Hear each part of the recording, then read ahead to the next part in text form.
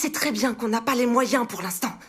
Ce sont les ouvriers la priorité, et aussi les autorités. T'as perdu la tête ou quoi? Comment veux-tu qu'on fasse? Tonton, Tati. Tiens, Wenya. J'ai besoin d'aide. Tu es occupée en ce moment?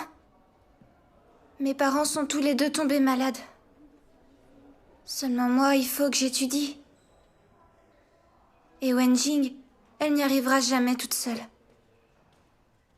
Est-ce que tu peux te libérer pour prendre soin de papa? Ça devrait pas... Wenya, ton oncle et moi, on n'a plus une minute depuis qu'on a notre affaire. Et tout récemment, on a choisi de s'agrandir. Tu imagines tout le travail que ton oncle va avoir? Wenya, on est débordés. Tu comprends, j'espère, hein? Tu viens? On y va. Ne partez pas.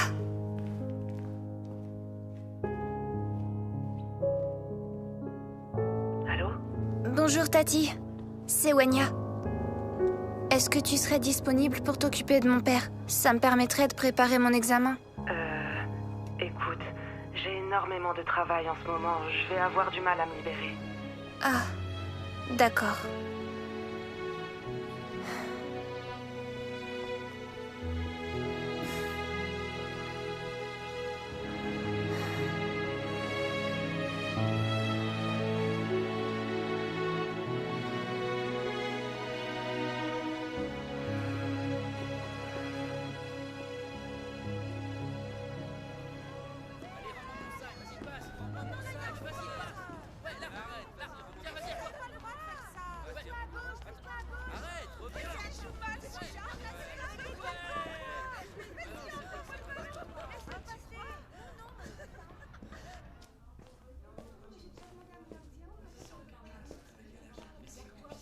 Madame Xiao? Oui, Wenya?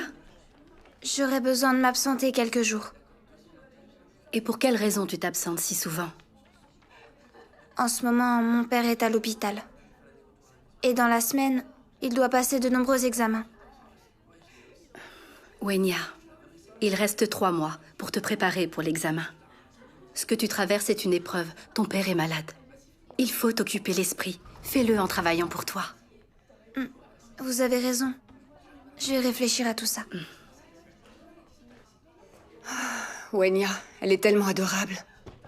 Oui, c'est vrai. Elle est intelligente, elle a de bonnes notes. Elle pourrait entrer dans une grande université. Tu te rends compte? Elle et sa famille n'ont vraiment pas de chance. Sa mère est en fauteuil roulant. Son père est entre la vie et la mort. Quel pauvre enfant. C'est trop triste. Elle a la vie dure. Et si ça continue, ça va affecter ses études. Si elle n'entrait pas à l'université, ce serait tellement injuste. Madame Xiao? Huizen, il faut que tu prennes du recul. La vie est faite de hauts et de bas et on traverse tous des épreuves. Tu en connais des gens dont la vie est un long fleuve tranquille. Malheureusement, on ne peut jamais savoir à quel genre de difficultés on va être confronté. Tu es d'accord avec moi? Wenya, te revoilà. Regarde qui est passé nous voir. Hé, Xingming, Ji. Ah, Wenya, Wenya. ça va bien? Qu'est-ce qui vous amène? Comment vas-tu? Tu vas bien? Tu veux qu'on t'aide? Ah, je veux bien. Je viens juste d'acheter des fruits. Je vais aller nous préparer un petit Oui, encas. d'accord. On n'a qu'à aller discuter dans le salon. Ça va? Tu veux un coup de main? Ça fait des années qu'on est amis. Vous me connaissez bien. J'ai un certain esprit de compétition. Quoi que je fasse dans la vie, je ne supporte pas de rester à la traîne. Ces dernières années, pour améliorer mon train de vie et pour qu'on m'admire, j'ai vraiment tout donné pour gagner de l'argent. Jamais j'aurais cru que les choses tourneraient de cette façon.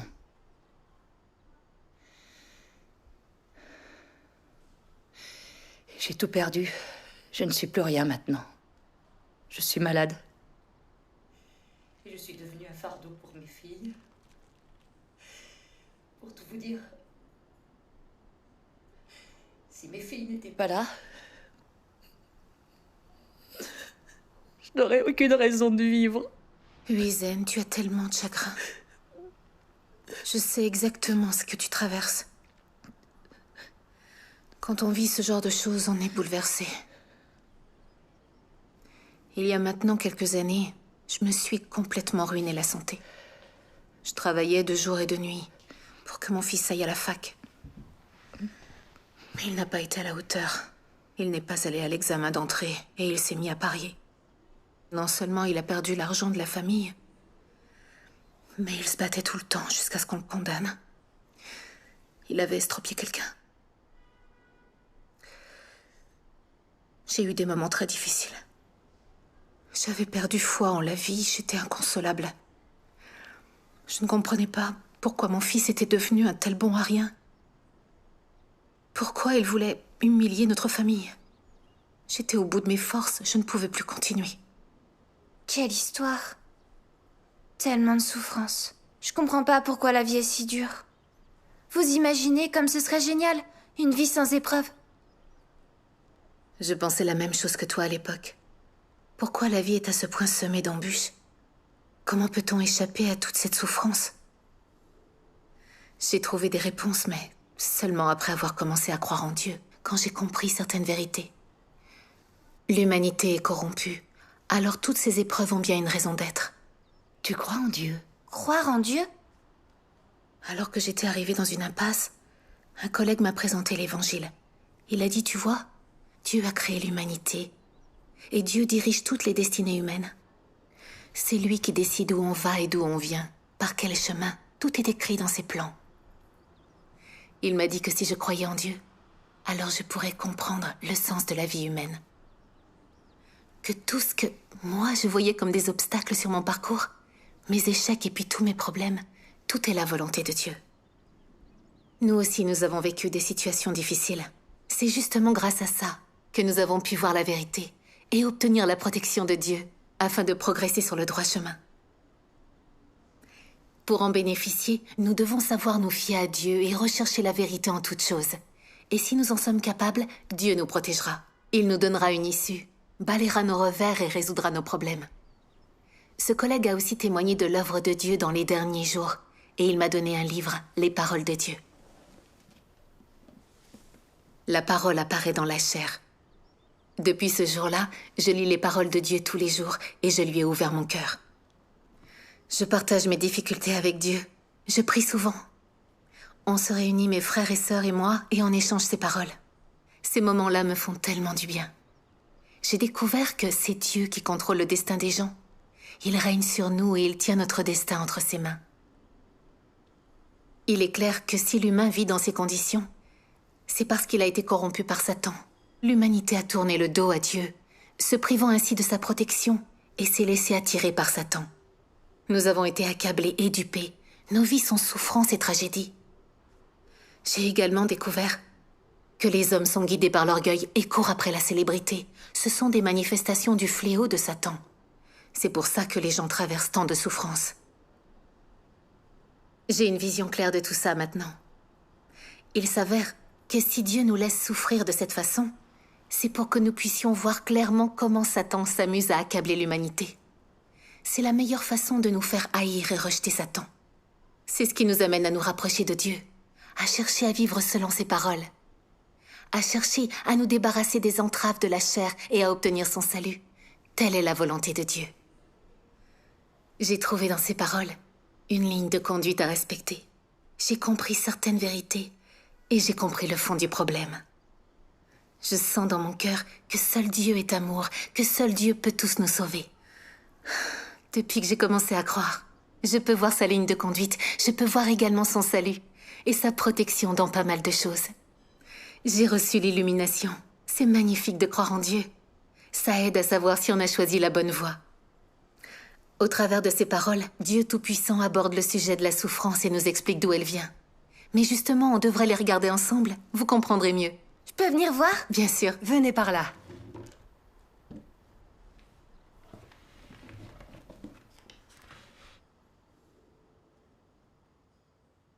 Dieu Tout-Puissant dit: Adam et Ève, créés par Dieu au commencement, étaient des personnes saintes. C'est-à-dire, pendant qu'ils étaient dans le jardin d'Éden, ils étaient saints, purs de souillure. Ils étaient aussi fidèles à l'Éternel et ne savaient rien de la trahison envers l'Éternel, parce qu'ils n'étaient pas dérangés par l'influence de Satan, ni par son poison, et étaient les plus purs de toute l'humanité. Ils vivaient dans le jardin d'Éden, sans souillure, libérés de la chair et dans la vénération de l'Éternel. Plus tard, quand ils ont été tentés par Satan, ils ont eu le poison du serpent et le désir de trahir l'Éternel, et ils ont vécu sous l'influence de Satan. Ses pensées étaient remplies de mal et de souillure. N'est-ce pas Satan?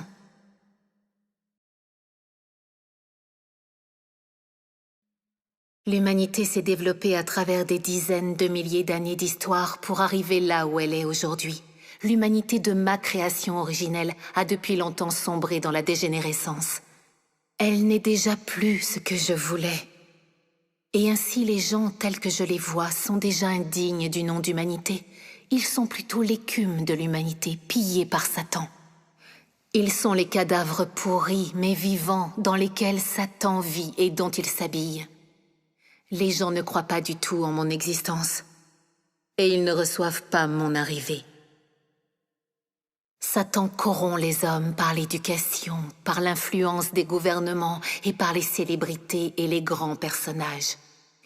Leurs mensonges et non-sens sont devenus la vie et la nature de l'homme. Chacun pour soi et Dieu pour tous. C'est un dicton satanique bien connu qui a été instillé en tous et qui est devenu la vie humaine. Il y a d'autres paroles de philosophie de vie qui sont aussi comme ça. Satan éduque les hommes à travers la belle culture traditionnelle de chaque nation et fait tomber l'humanité dans un abîme expansif de destruction et l'engloutit. Et à la fin, les hommes sont détruits par Dieu parce qu'ils servent Satan et résistent à Dieu. Lisons donc un autre passage. Pendant de nombreuses années, les pensées sur lesquelles les gens ont compté pour leur survie ont rongé leur cœur au point qu'ils sont devenus traîtres, lâches et méprisables. Non seulement ils manquent de volonté et de détermination, mais ils sont aussi devenus cupides et arrogants. Ils manquent de détermination qui transcende le soi, et plus encore, ils n'ont pas de courage pour ébranler les restrictions de ces influences sombres. Les pensées, tout comme la vie des gens, sont pourries. Leurs perspectives sur la foi en Dieu sont encore insupportablement laides. Et même lorsque les gens parlent de leurs perspectives sur la croyance en Dieu, c'est insupportable à entendre. Les gens sont tous lâches, incompétents, méprisables aussi bien que fragiles. Ils ne sentent pas de dégoût pour les forces des ténèbres, et ils ne sentent pas d'amour pour la lumière et la vérité. Au contraire, ils font tout leur possible pour les expulser. Dès l'époque où l'homme avait connu les sciences sociales, son esprit était occupé par la science et la connaissance. C'est ainsi que celles-ci devinrent des outils destinés à administrer l'humanité. Et il n'y avait alors plus assez de place pour que l'homme adore Dieu. Et plus de conditions favorables pour adorer Dieu. Sa place s'est mise à diminuer de plus en plus dans le cœur de l'homme. Un monde dans lequel Dieu n'a pas de place dans le cœur de l'homme est sombre, vide, sans espoir. Et c'est ainsi qu'ont émergé de nombreux spécialistes des sciences sociales, des historiens et des politiciens.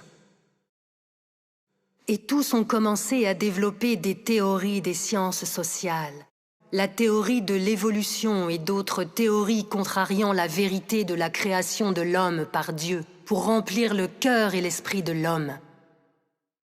De cette façon, ceux qui croient qu'il a tout créé deviennent de moins en moins nombreux, et ceux qui croient en l'évolution deviennent de plus en plus nombreux. De plus en plus de gens considèrent les récits de l'œuvre de Dieu et ses paroles pendant l'ère de l'Ancien Testament comme des mythes et des légendes. Dans leur cœur, les gens deviennent indifférents à la dignité et à la grandeur de Dieu. à la doctrine selon laquelle il existe et domine sur toute chose. La survie de l'humanité et le destin des pays ne sont plus importants pour eux. L'homme vit dans un monde vide, qui ne se préoccupe que